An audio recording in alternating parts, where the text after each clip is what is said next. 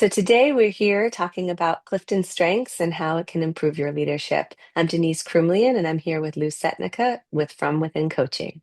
So Lou, let's get started. I'd love to hear your thoughts with first and foremost about how does Clifton Strengths help you with improving your leadership? Great. Thanks, Denise, and I'm really delighted to be here.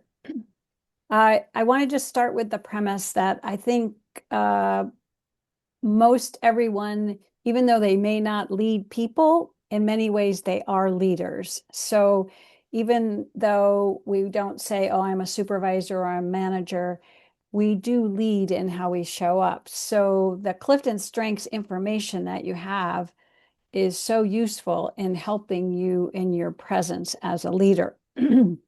So I would, in terms of how it improves my leadership, for me, what's most helpful is having a deep understanding of what my Clifton strengths are. So that often requires some study. It sometimes requires some guidance and help with someone who understands strengths, the Clifton strengths process. But truly understanding it. And then if you're leading others, if you can get the information about the strengths of the people you lead, then that's very helpful as well. How about for you, Denise? What are your thoughts about how utilizing or leveraging is the word I use a lot, yet leveraging your strengths can be useful as a leader? Yes, I completely agree with you about everybody's a leader. One of the things I say all the time is everybody's a leader of their life, which is the most Hmm. important job in the world.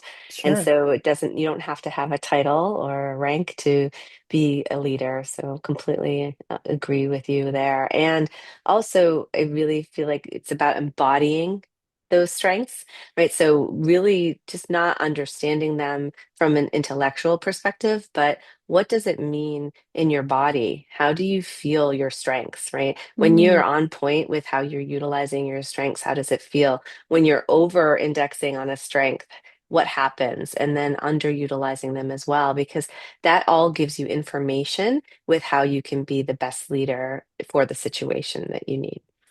Denise, do you have an example of where a strength has been embodied? I'm looking at my strengths. I know my number one is arranger, so I tend to get in a tizzy with arranging things, and sometimes that can provide some stress that I feel. How about for Hmm. yourself? Hmm.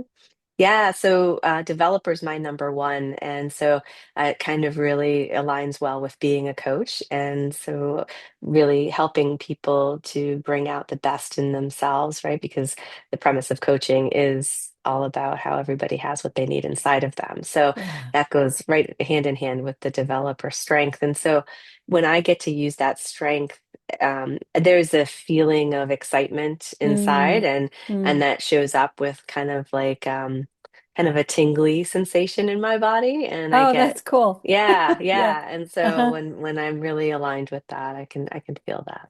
That's great. That's great.